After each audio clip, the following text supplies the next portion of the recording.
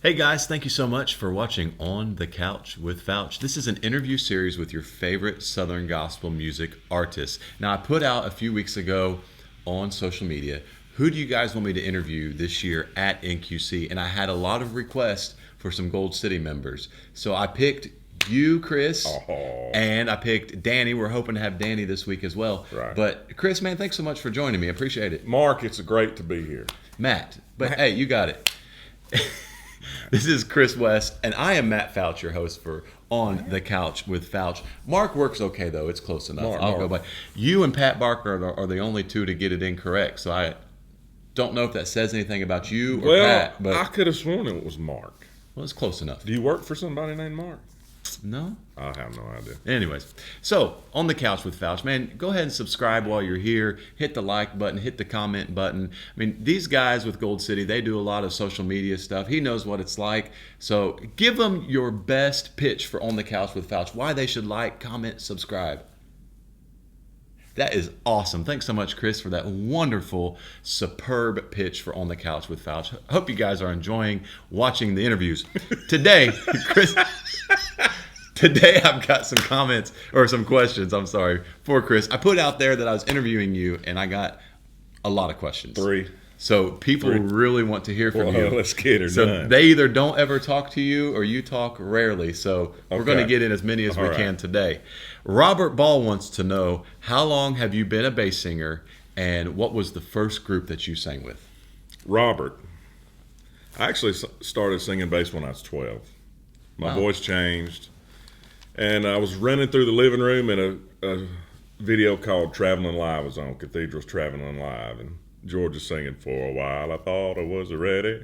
And I stopped and told my dad, I said, "That's what I'm going to do one day."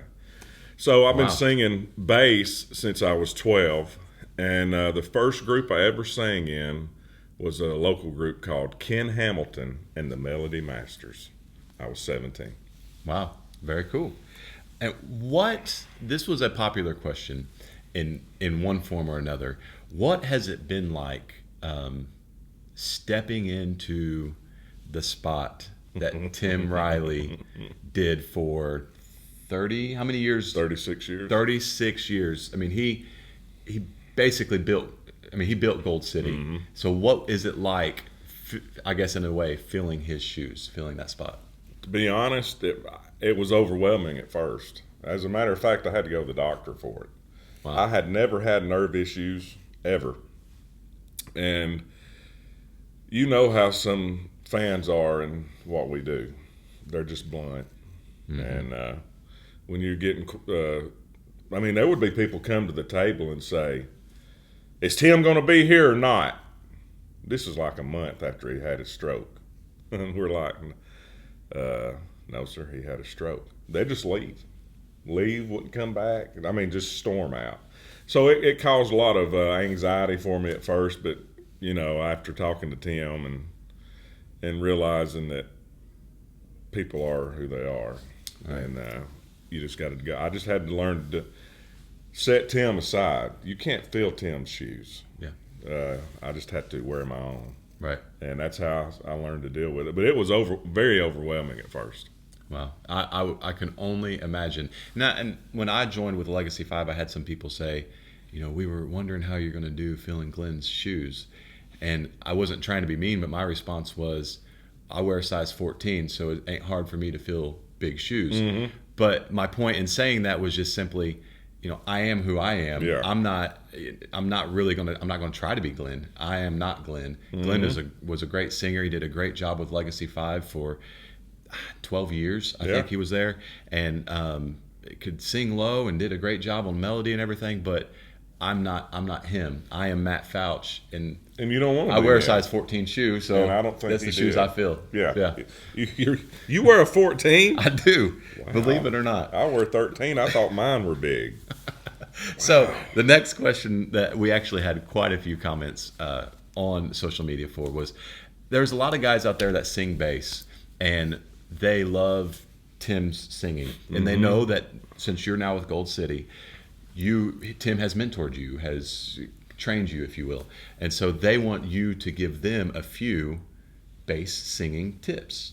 So why don't you give just like your top one or two tips to these guys that are watching that are either bass singers or they want to be bass singers. Okay. Give them a couple there. My number one tip is going to be, because this is where, I've worked with Tim for like 20 years now. And the number one tip is to get into your mask. And there's exercises you can do to do that. But when you do this, you want to make sure that you've got your sinuses cleared out. That's the number one key. But just, you want to blow.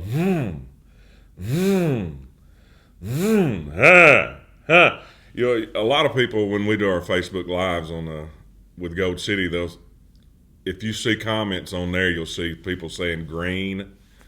Well, you can say the word green, and it pops it up into your head. But, my main thing is do exercises that you can do. And the easiest one is just, you'll put your finger right to the tips of your nose so you can feel it. And you blow and hum at the same time. And you don't have to do it hard, or you can do hard, but I'm not going to right now for sake of keeping everybody from throwing up. But then you can do ma,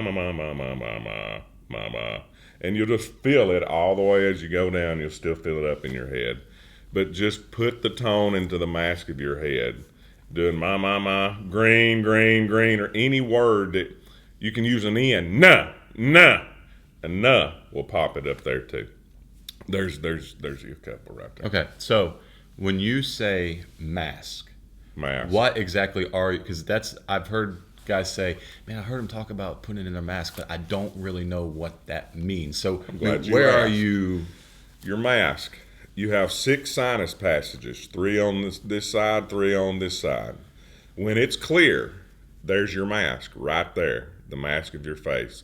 You're throwing your tone. Your throat is only a passageway for air.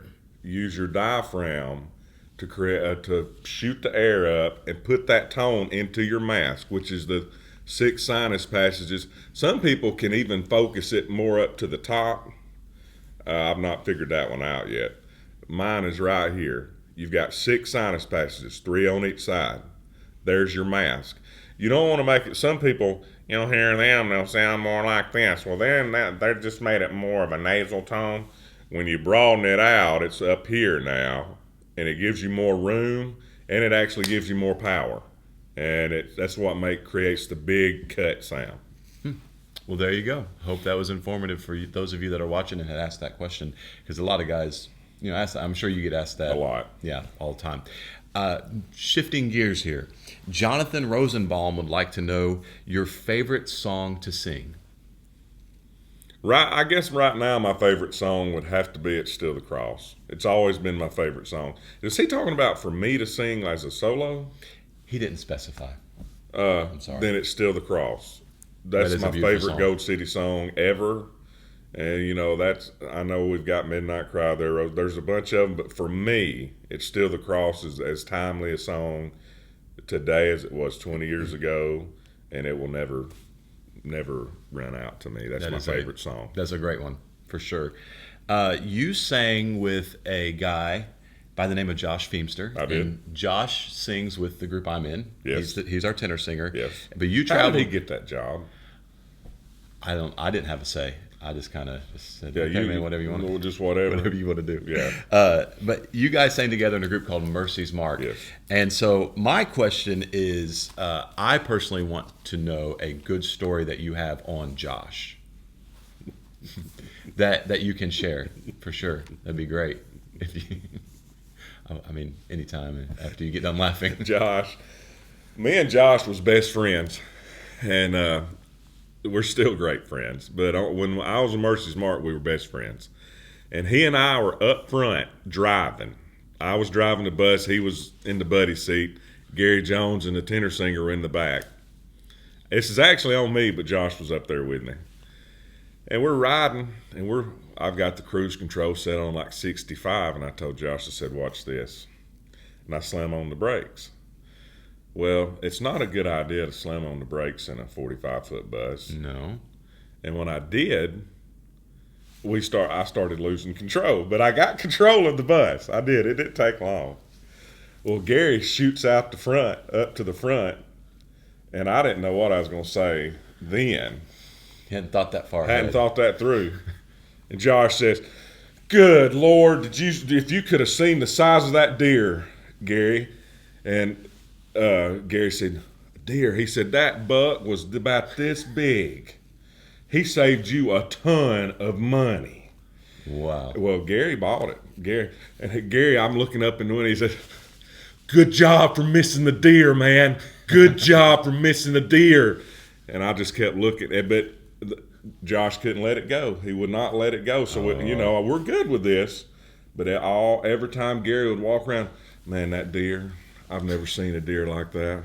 And he constantly, it could be like 2 or 3 weeks later, "If you'd have seen that deer, Gary." And I'm like, "You just trying to." Yep. Which I finally just went ahead and told Gary there was no deer. There's no deer there, Gary. It's quick thinking, though, on Josh's part. He did great. But then he just kept it going. Yes. Like, come on, man. Maybe that's something to remember for the time that Josh and I are on the bus together. Yeah, well. You never know. You never know with Josh. Nick Trammell wants to know, now that you're in storytelling mode, Nick Trammell wants to know, well, let me go at it this way. You guys do a lot of, we talked about already, your Facebook Live, every night after concerts. And one of the guys in the group, your piano player, Brian Elliott, a lot of people like to poke at him and make fun. And he I think, from what I can tell, he can be an instigator as well. So Nick Trammell wants to know, what's the best story you have on Brian Elliott? Okay. The best story I could tell about Brian is the night we completely saran wrapped him. Danny went and bought 2 huge rolls of saran wrap. I mean, these are huge, shrink wrap basically. And Danny said, if you'll go get him and hold him, we'll start. So I picked him up and pulled him over the back of the seat and held him.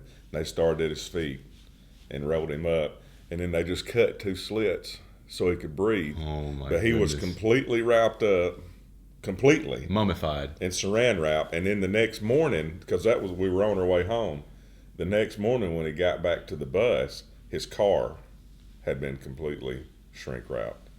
The whole car. Now, he was mad on that. I mean, he was really mad. How long did it take him to chill out from that? I don't know, because when Brian, as soon as the bus stops, you would think that his wife is in labor and he's got to go. So he's just wide open. So as soon as he's gone, he's getting off the bus. Well, then when he gets off the bus, he can't even come close to opening the door. Right. He was not happy at all. That's a good one. For those of you out there watching, maybe try saran wrapping someone sometime as a joke. I would suggest doing that every option I had, every opportunity. And kids, you kids that are in grade school, be careful now. Be careful. But let's just go right on. Olivia Lancaster wants to know, if you weren't singing gospel music, what would you be doing? It's a good question. Yeah. I guess I would be something in the, like, the security side. I've always been big on, even at 9/11, after 9/11, I was a little older than I needed to be, but I almost went into the service then. But I would go into some kind of like computer security type stuff, where computer espionage stuff. I was going to college for that anyway, so I probably cybersecurity. That's exactly right. Cybersecurity specialist, Chris West. That's right. So that's what you'd do. I would. Interesting. That's always a fun question to ask people when people do ask it, because you have no idea. Like, I would have never guessed cybersecurity specialist for you. I mean, that wouldn't have been on my radar, but that's cool. Yeah. Okay, I want you to give everybody your best J.D. Sumner impersonation. Me? I don't have J.D. Sumner. I don't have one. I don't impersonate people. Okay, not even like a Rainbow of Love or nothing? No, let me see. Walk that lonesome road. Because he had this weird. Yeah. I don't know how he did it. I just know. Yeah, but I don't. It's a different tone. You don't use the same placement in tones that he does. I would get Jeff to do the imitations. Okay, that's a good one. He did, when I interviewed Jeff Chapman, he did Chris Farley, and I think he did another one, but he's great at it. He can do Chris Farley. You know what? I'm most excited about this interview for this part right here. Right. It is the Fouch Zone. All right. All right, here we go. All right. You have a certain unspecified amount of time to answer these questions. If you don't get the answers in that amount of time, I go directly to the next question. Okay. Each year, how far does the New York state drift away from London? Turnip greens. How fast does a sneeze travel? Time. How long does it take for a sloth to travel 33. 1 mile?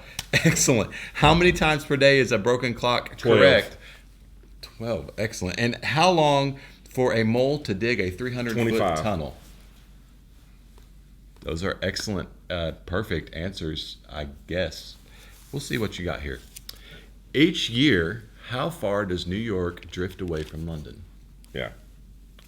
I said turnip greens. Turnip greens is I mean, that's perfect. I mean, I could see where you come up with turnip greens for that question. It's actually 1 inch. 1 inch. Yeah. Which turnip greens, there's the blades. Some of the blades are on about Right. one, so I got that one right. Perfect.